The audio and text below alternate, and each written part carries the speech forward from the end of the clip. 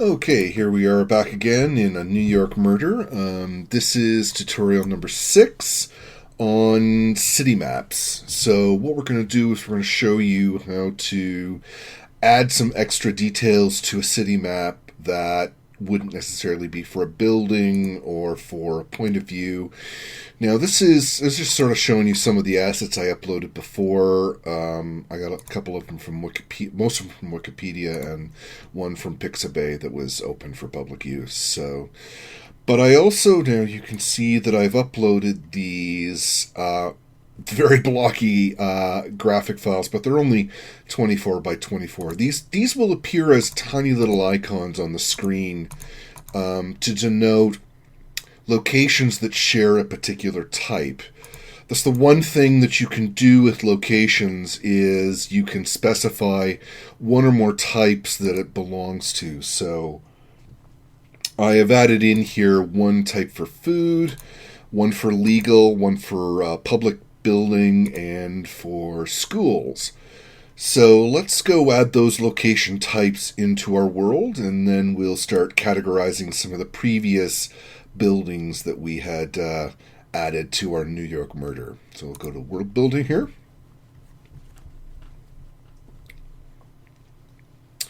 And we're going to go over to the location types. There are no location types in here at the moment, but let's add one in. And let's add one for a school location. I'll get rid of that description. And then if I look, you can see a little better resolution there. So this is a location that has some scholastic activities. I'm going to assign the New York Public Library for that. Let's see, public. And I will select public buildings from that. Let's add in, I'll add in two more here. One for food, and Tavern on the Green will work well as that category. And then legal.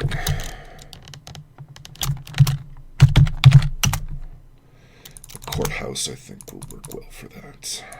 Okay, so I defined these 4 types, and now I can go back to my location grid here, and let's see, Tavern on the Green.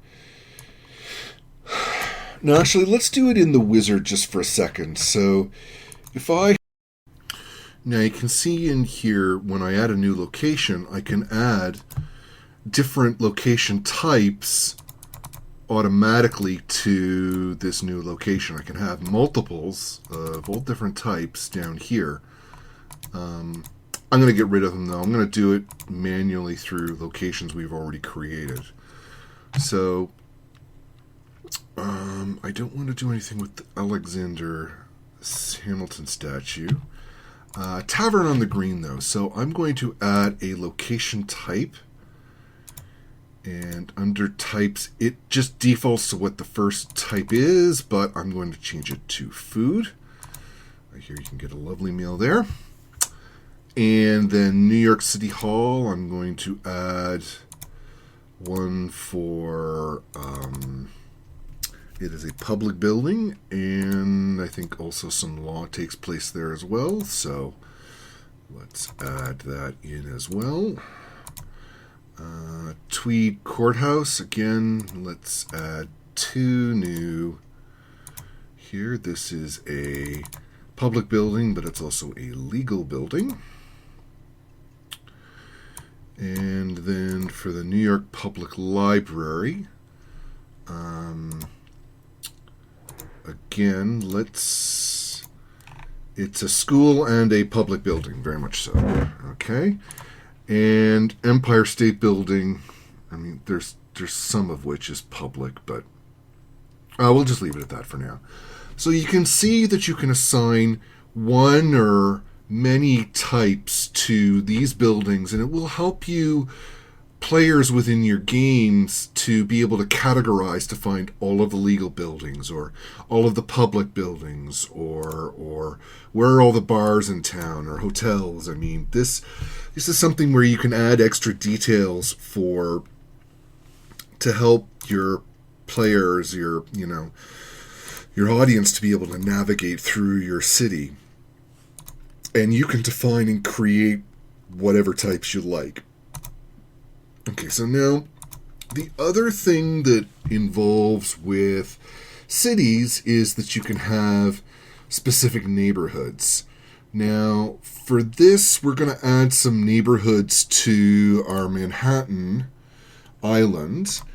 And just to sort of show you what I'm working from, this is the particular diagram, and we're gonna put a couple of these neighborhoods into our map and then be able to categorize some of our places as belonging to these neighborhoods.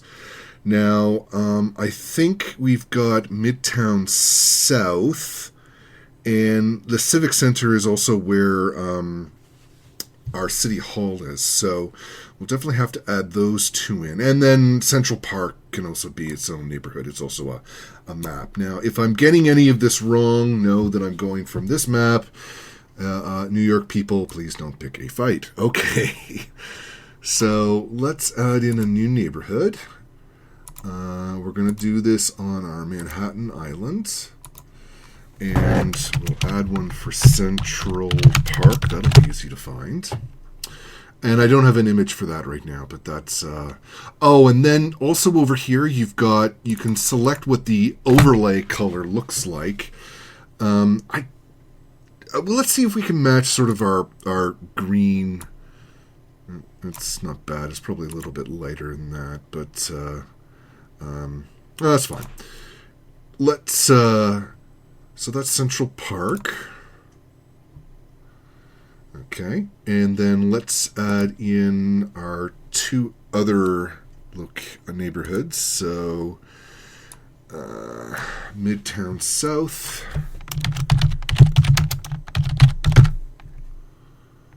And it's a yellowy. And what's great is you can actually edit this manually if you want, so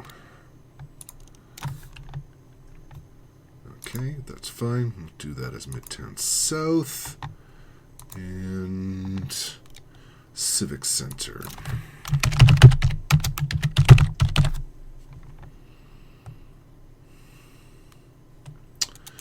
And the Civic Center is actually even more orange than the one I use. Okay, so we'll just use that for now.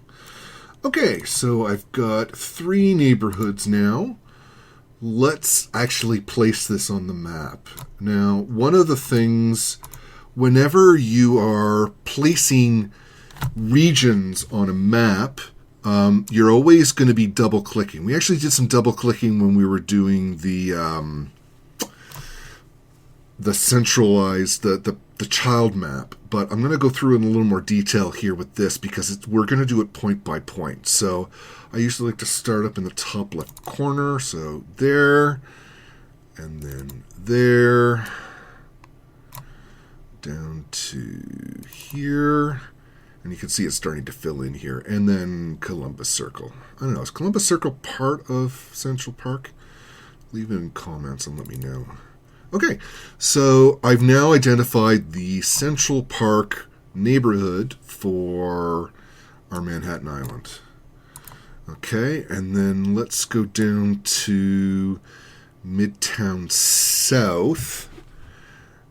I think if I look at this correctly, Tudor sort of runs the tip of Roosevelt Island to about, I guess...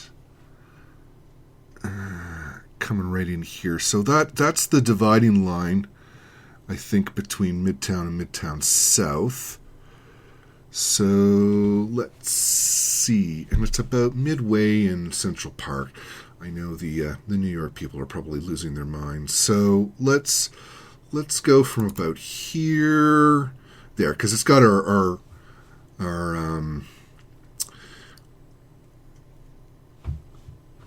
New York Public Library in there, and it probably goes over to, what is that, about Park Avenue or so? Yeah. Okay. And then down to 14th Street. I could find that.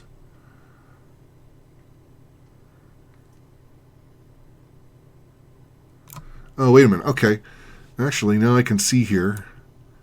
Look at that. It's 34th Street to 14th Street. Well, we better get this right, huh? I'll be in big trouble. Okay, so I'm on West 42nd there. That's no good. There's where it is right there. So I'm going to do...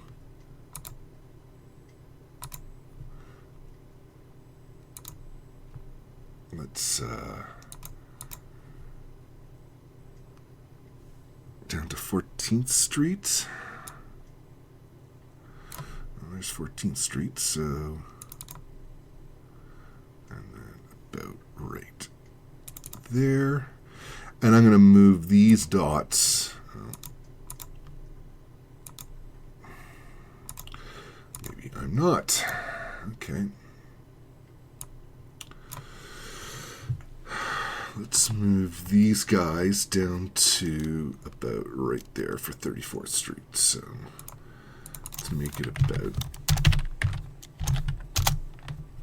40.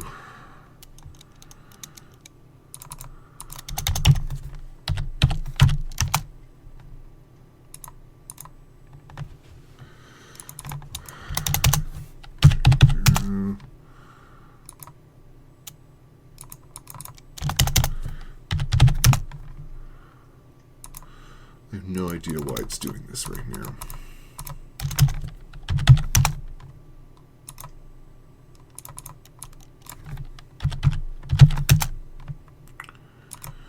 Okay, so there we go. We have 34th Street for our Midtown South. That'll do for the Empire State Building, but I guess we better put in another one for Midtown. So way over top, you can see Midtown South. Let's do Civic Center here now. Okay, you can't tell, but there's a lot of cuts going on here as I'm trying to add in these neighborhoods here. Civic Center. And so we've got Central Park, we've got Midtown South. I'm going to add in just approximately based on what this map is. So go here.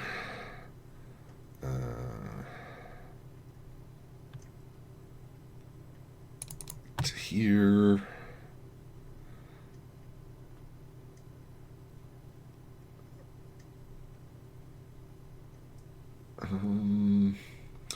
Looks like it goes straight across, but that doesn't. Okay, well, let's do our best.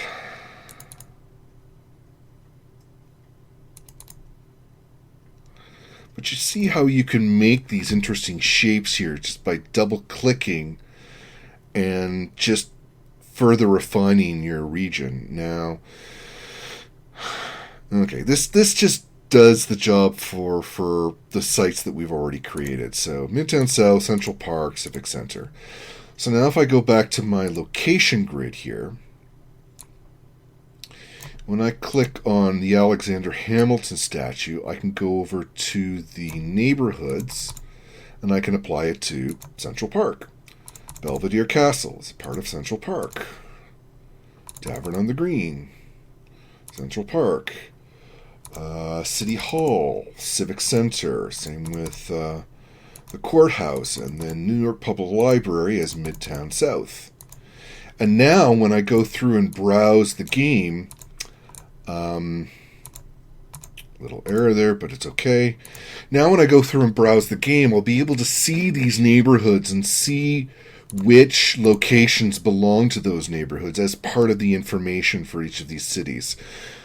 For each of these locations. So let's go into our let's go into Story World, and then you'll be able to see how these locations have neighborhoods now, and also we'll be able to see some of the types that we've established for them as well. So let's go do that. Okay, so here we are in our New York murder in Story Worlds, and now you can see that we've got a kind of a color there for the region for Midtown South and Central Park. Let's go down and see where the our awfully drawn Civic Center. Well, there's Civic Center. So you can turn neighborhoods on and off in your settings. So the little gear that's up there in the corner. If you don't want to see neighborhoods, if they're distracting you in some way, you can turn them off. And then you can see that the neighborhoods are no longer there. But let's turn them on for now, just to sort of... okay. And now, so when I go in... When I look at the information for the New York Public Library, all of this is now automatically generated, along with what would be the remainder of the description for New York Public Library. We've got that it's part of Midtown South, and that it is a school and public building. Now, again, those icons are sort of large, but what we can do is we can go into our directory over here, and you can pick which type you want to see on your map. So if I just want to see only the school locations, well, you can see in the list, but also you can see here, there's our icon on the screen. So any school and university locations will stand out when I put this filter on Story Worlds. And then public, we had a fair number of public buildings. There's our New York Public Library. And if we go into our City Hall,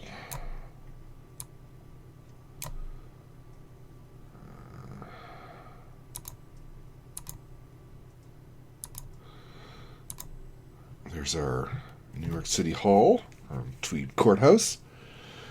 And I can even click on to go to the various locations from here. So, yeah, so that's just a great way for you to explore your world and sort of see it really come to life. You can help people categorize, where to find locations in your cities, which can be quite detailed. Now, I'll show you again. I'm going to turn this off just for a second. If I go into the New York Public Library, and if I go in to click on Midtown South, you can see that it will automatically give you a list of the other locations that are within that neighborhood. That's really great if you're trying to find, somewhere in a particular region, but you're not sure where to go, and you need to check out, the regions, the locations in that neighborhood. The other thing, too, is you can go to public, and it will also, again, show you all of the other buildings which are of that same type. Great way to sort of browse through your city and see all of the places that make it up. So that's it for neighborhoods and location types. There were a few bugs in there that I'll be working on in the next little bit. So we've dealt with maps as cities, and these are kind of boring locations as sort of little dots. Let's start building locations that are buildings that have rooms and doors and other stuff like that, and that'll be in the next tutorial. So thank you for watching this, and see you in the next tutorial.